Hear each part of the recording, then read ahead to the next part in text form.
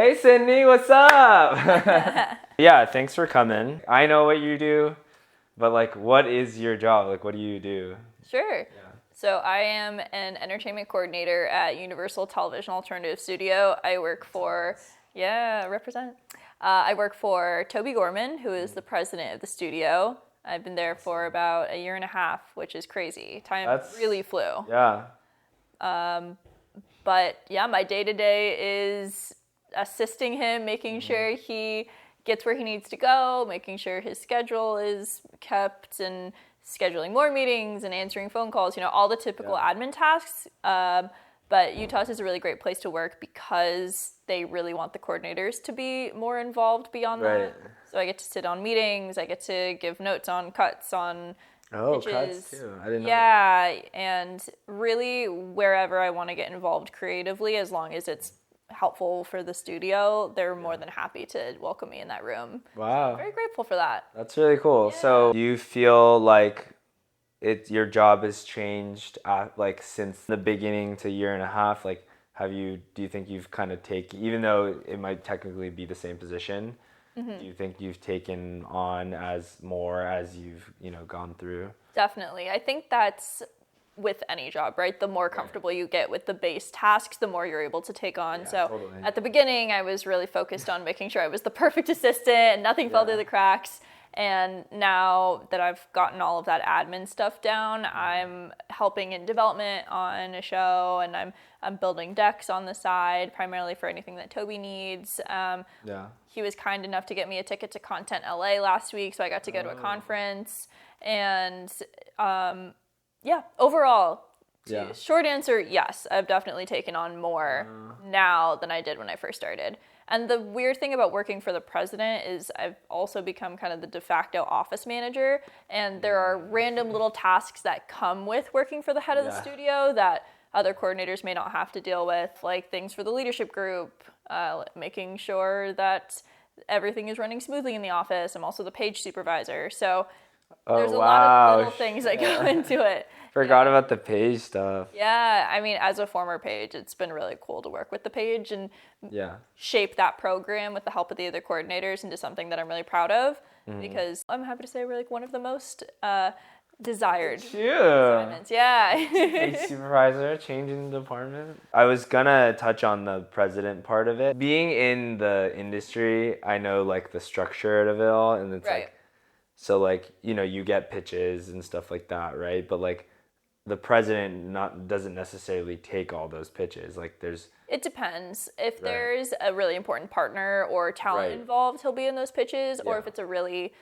priority project, he will be. So that's been nice because I still get to see some of the pitches and some of the projects, but no, compared to the development team, we are in a fraction of the pitches and seeing a fraction of the projects. Right, but that must be so interesting, like maybe good, bad, I don't know, but it's like interesting because you kind of get less exposure, at least in that side of things, but like since you're the assistant to like the head of the studio, you're being exposed to like completely different, you know what I mean? Exactly. Like, yeah, I get to see a bird's eye view of every project, from development to current to production to BA, legal, and that's really cool. Yeah. But it does come with the drawbacks of not being in the nitty-gritty of creative, and now that I want to be getting into more of that, that's a lot of me being proactive and asking to be in those meetings. Right, yeah, because that is similar, like being a showrunner assistant, like it's like, a lot more overseeing a lot of things too, so... But I like that. I don't know. Do you feel like, you said you wanted to get into creative, like, is there an area lately you've been thinking? Yeah, I definitely want to continue down the unscripted path. Right. So next step is going to be leaving the corporate sector and actually going into production, because that is really the obvious next step after talking to everyone at my studio and outside. Yeah. I do want to work in the trenches. I want to make a show, and I think that'll only help me if I do want to go back to the studio at a higher level. Right. You can always, I guess, kind of go back to more like production. I feel like you got to do that early on, or younger, especially because exactly. I mean, the hours are insane, and you're running around. And I would much rather get that out of the way now. And who knows? Maybe I'll fall in love with it, and I'll want to end up as an EP or showrunner. But I could also see myself getting burnt out after Yeah. like 5 to 10 years and being like, I don't know "All right." how my boss does it. He's like almost 60 and he's like doing the same or more hours than I am. So it's like Yeah, that's a lot. cool. So just kind of backtracking a little bit, like how did you get into this job? Like what were the steps to getting there? Yeah, so like a lot of other people in college, I did some internships, random ones like working at a radio station, talk radio specifically. Radio is not dead. Radio's not dead, guys. You heard it here first. And a couple development internships, a boutique management company, nothing super name brand, but just enough to fill up my resume. Yeah. And then I applied to the NBC Universal Page program. Really just a shot in the dark. I was like, Really? they take 2,000 applications a year for what is usually 12 spots. And then because of the pandemic, it shrunk to 4 spots on the West Coast. I didn't know it was like that. Yeah, it's pretty intense. So I really sent my resume in, not expecting anything back. And every time I got to the next round, I was thoroughly shocked. Wow. And then I just luckily made it all the way through and started that program in September of 2020. And Okay. Wow. Yeah. yeah, middle of the pandemic, had graduated the March before, and was like biding my time doing some other internships. But it was really the golden ticket and the entire reason I'm here today and the entire reason I'm in Unscripted, because going into that program, I thought I'd wanted to do scripted development like so many other people. Yeah. Mostly because that's the only thing I had internships in. And also, I feel like that was the only thing that was taught in schools, or not even scripted TV necessarily, but film and script, like anything script related. Totally. Unscripted reality TV game shows, none of that was taught. So I actually talked to Toby about this a lot. 'Cause I'm like, we need to get in on the ground floor, like we need to like have people go and talk at schools or teach classes, because you need to tell college kids that this is something they can dream about, right? Yeah. And I think that might be a goal of mine, to like go back to Northwestern or like UCLA or UC. That's awesome. Class or something. I mean, I believe that too, because I feel like I'm always telling people like unscripted TV gets such a bad rap. Yeah. And I know you know this and feel this, but like it's like when people that aren't in the industry, even in scripted, but like just totally out of it, when they hear reality TV, they think trashy drama like Bachelor, even worse, like. See, what's funny is I have the opposite. I have the opposite experience. When I first started, people in the industry were the ones who were like, "Oh, interesting," but people outside were amazed. What? Yeah. Really? I mean, a lot of my friends watch reality TV, so I was like a superstar to them. So my friends are obsessed with Weakest Link. So when I was able to get them Weakest Link merch, they were over the moon. Okay. Huh. Yeah. I have a very different experience. Like, I mean, it's not like they're like trashing it or anything, but like they just, in my experience, like they haven't experienced like really good quality unscripted TV. Like, because they watch like all these like bingeable dating shows or. I mean, hey, I love the bingeable dating shows. But like, I don't know, like people just don't realize there's like quality, you know what I mean? Like even docuseries, like I never thought was unscripted, but it is, and it's quality, so. And I also think people don't appreciate how much work goes into it. Everyone thinks they can come up with the next big game show, but once you actually start trying to pitch it or break something down, you realize how difficult it is to actually make a good format and make a good game. Yeah. And once you start to realize that, you're like, you have a lot more respect for the genre. And like, that happened to me, right? Like when I was going back to the Page program, I applied to the Utah's rotation primarily because I wanted desk experience. I was like, all right, I'm going to be an assistant after this. I should have experience coming out of this program, and ended up falling in love with the projects and the people. And I don't know if this is just something I found at my studio, but I feel like people just don't take themselves quite as seriously. And that's been really nice. Do you think that's like a overarching thing in unscripted, or do you think that's I'd like to think so. Not to say that like everyone I've met in scripted seems nice too, but I just think the material is so much more uplifting, unless you're working in crime, obviously. But I just think that it's less about people's like brainchild, like when you talk to a showrunner or a writer director, this is something they've been working on for years and years and years of their life and pouring so much of their personal soul into it that it becomes much more serious for them and they're not able to like laugh at themselves or change things as easily. But for people working in unscripted, it's such a collaborative process, and it's, you know, making people's dreams come true or giving people something to relax to after a hard week at work, you know? Yeah. For people who don't like reality TV, I'm like, have you ever had a cheeseburger? Like, come on. Yeah, you need a little junk food for the brain too. Totally. Yeah, I totally agree with that, because I always tell people, even being on set, like, it's more fun. Like, and I've done very minimal set experience on scripted. I did like a week of PAing, but like, I always say that, you know, introverts can be in unscripted production, but I think extroverts excel in unscripted production, because it's like way more talking. And for example, for AGT, it's like I'm talking in real life, like contestants. Like, I'm not talking to actors and like script coordinators and like, you know, directors that are very much just about like camera angles and all that, you know, like it's very specialized in scripted, as opposed to unscripted. It's like people skills and like talking to people, and like obviously camera people are different, but the way that I described it for That's My Jam, and I was lucky enough to be on set every day because I was running the VIP that was awesome. experience. Yeah, you got to go. Thanks for having me. Yeah. It reminds me of high school theater,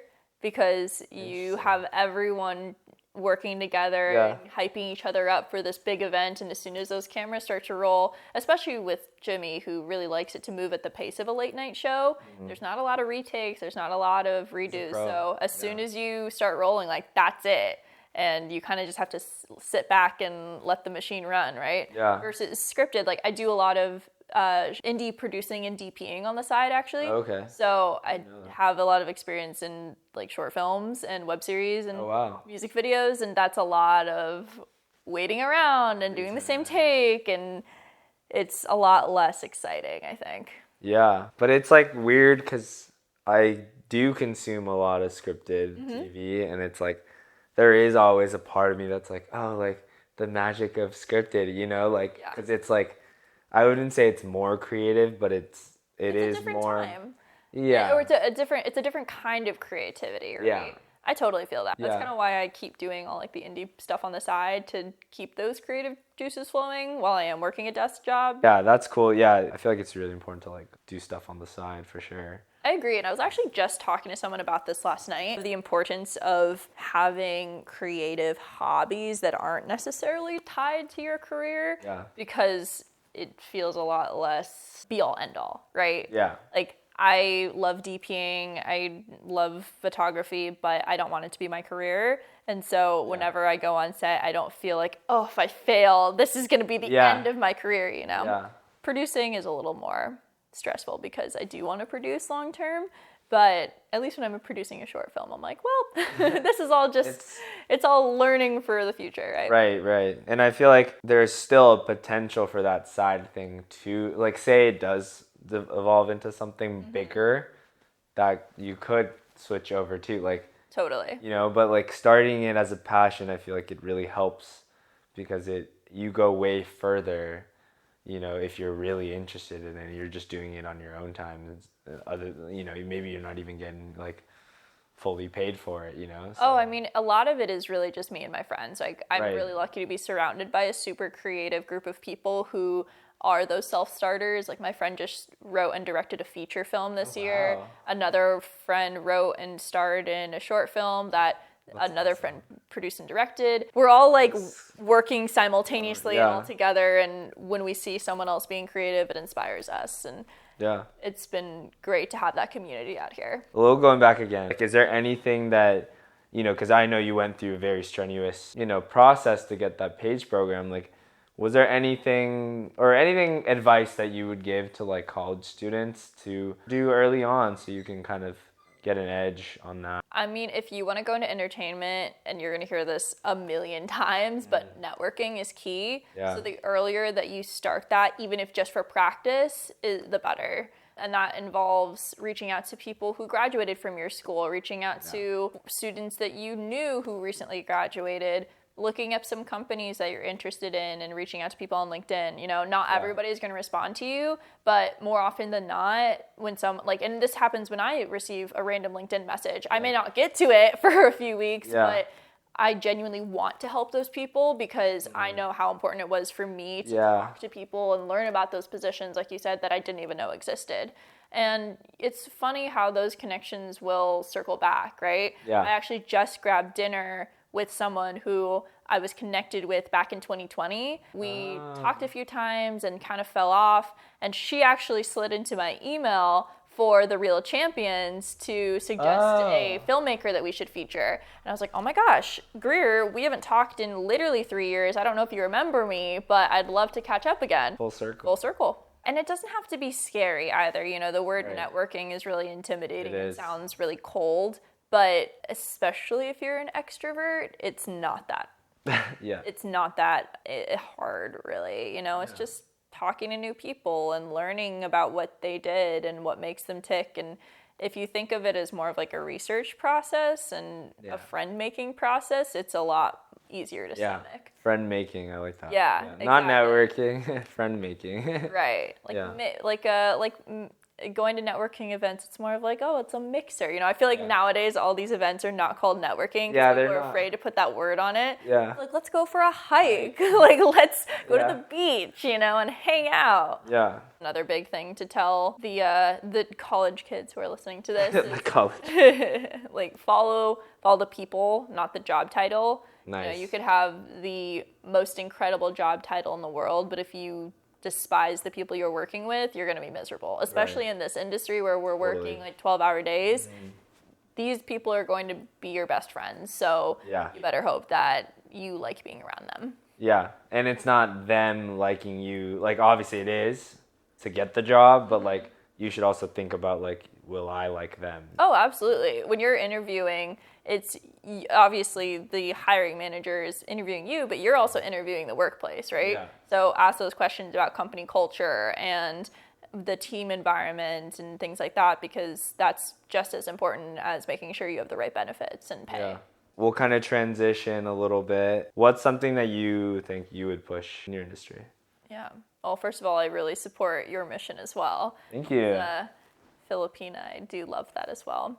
I would say my main focus is on female representation and non-binary representation, really people of marginalized genders, making sure that there's more of them behind the scenes in both a creative and a corporate aspect, right? Yeah. I mentioned the Real Champions. So that's an organization that I'm president of, and the mission is to help women and non-binary folks get the jobs and the recognition they deserve. And it was founded by Carly Kleinbart, who's now a VP at Hidden Pictures when she was at WME as an assistant. Primarily because when she and her boss were assembling these directors lists, she noticed that very few to none of the names were women. And when she brought this up, the answer was, oh, well, there's just like not many of them out there. She's like, well, that's just objectively not true. So she became what an answer. Right? Yeah. And the reality is, you just have to do a little bit of digging. And as soon as you do, you find all of these incredibly talented people who just don't get the recognition because people are afraid to take a chance. Yeah. And so she became the resident expert on women directors and started having weekly screenings in her living room, which is why the original name of the organization was Women Wednesdays, because it was a female-directed film screened on a Wednesday. Women Wednesday. I remember it was Women Wednesdays, Yeah, we actually rebranded only about 2 months ago, and the primary reason was since the founding in 2018, we've just grown so far beyond those weekly screenings. So Carly and her co-founder, Lizzie, created Next Gen BIPOC Mentorship Program, and the full name is very long. It's Next Gen Diversity Executive Mentorship Program. Oh, wow. And Executive Diversity. It's Next Gen Executive Diversity Mentorship Program. Okay. And I'm so sorry that I butchered that name. No, you're good. Several times. But the main goal of that is to have people of color and marginalized genders in the decision-making roles, because definitely you can have as many female or BIPOC directors as you want, but if there's no one in the room who's going to take that chance on them and hire them, then it's pointless. So we now support both the creatives and the people who want to be studio executives, agents, managers, because we think it's important to have people on both tracks. And personally, I do want to be on more of that producerial, executive track. So it's really exciting to me to meet other people who are like-minded and like want to be in those decision-making roles, and also bring up the next generation with us, and also meet people above us, right? Because with the mentorship program, I get to meet some incredible mentors above me, and also some incredible mentees who are either at my level or recent graduates from college. And it's been awesome to create that community and give people a place where they feel safe and feel like they can ask questions, feel like they can meet other women and non-binary folks who are like-minded, who understand. Yeah, exactly. I've talked to a couple of the mentees, and they were just so thankful to have a place where they felt comfortable, because they're like, I've been to so many networking events where it's just like creepy dudes trying to hit on me. Really? But actually at like our mentorship and rebrand soiree, it was all people of marginalized genders, and everyone just got along so well, and everyone felt so comfortable, and it was really awesome to have had a hand in creating that space with the rest of my executive board. That's awesome. So you mentioned kind of how there are a bunch of these, the directors, but they just don't get picked. But like, I found that interesting because I think from my perspective I kind of want to separately talk to you about Asian representation, like after, but I think from my perspective, I was like there aren't many, say for example, like Asian male leads, like definitely because they're not being chosen, but like kind of how like there's been like the Black Lives Matter like systematic racism thing, like like they're not put in those positions. For example, even in my workspace, like there's very little Asians, right? And it's not because like we're bad at our jobs, and like to me it feels like there's literally just like not that many people out there that do it. And to me that's because entertainment is like historically like an industry where you get jobs through connections and I mean obviously nepotism. So to me it feels like the reason why there aren't that many is because literally there are not that many in my eyes. So that it was really interesting for you to say that, because it's like I'm not defending whoever said that comment, but no, I think it's a little bit of you think both, it's a little bit of both, right? I totally understand what you're saying, and I agree. I think in a creative sense, there aren't a lot of people at the higher levels, right, to choose from. And that's, I think, always the argument is, oh, well, we're going with the person with the most experience. But how do they get that? But then, exactly, how do you get that experience if you're not ever given a chance? And because it's really hard to want to be that person to take that chance with your baby, right? Especially nowadays where content spend is down, fewer shows are getting greenlit. If you get that green light, you're like, I can't take a chance on this. I need this to be a hit. So of course you're going to go to the person with the most solid resume. But the problem with that is if no one ever takes a chance on the woman or the Asian director who has fewer credits, then we're never going to build them up to the point where they can help bring other people behind them. Right.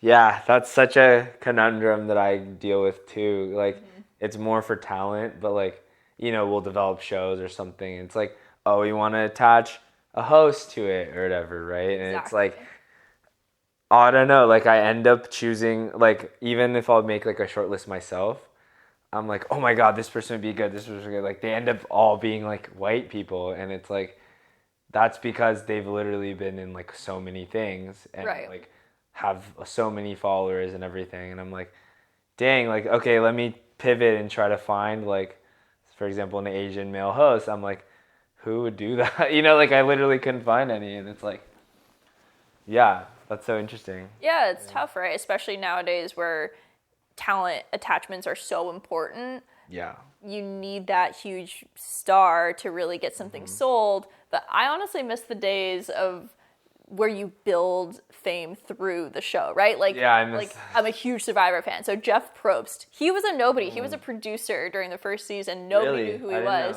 And he became this icon because of his host job. Right. So I want to bring that back. I want to start someone's career from the hosting gig. And it's scary to take a risk on someone, but that's why I think it's important to keep pushing people up the ladder on the executive side, so that hopefully when you and I are in those positions of power, we can vouch for the people who haven't gotten the chance to be like, no, like I believe in them, I believe in their vision, and I'm willing to take that risk. Yeah. And I feel like we relate more, say if it was an Asian person, like we understand at least like what they've gone through and everything. So that's cool. Okay. So that's kind of what you would do in the future for now. Like that's the envelope you're pushing. Yeah, I think I want to continue. Whether or not I stay president of the Real Champions for the foreseeable future, I want to continue pushing female and marginalized gender representation no matter where I go. And whether that's bringing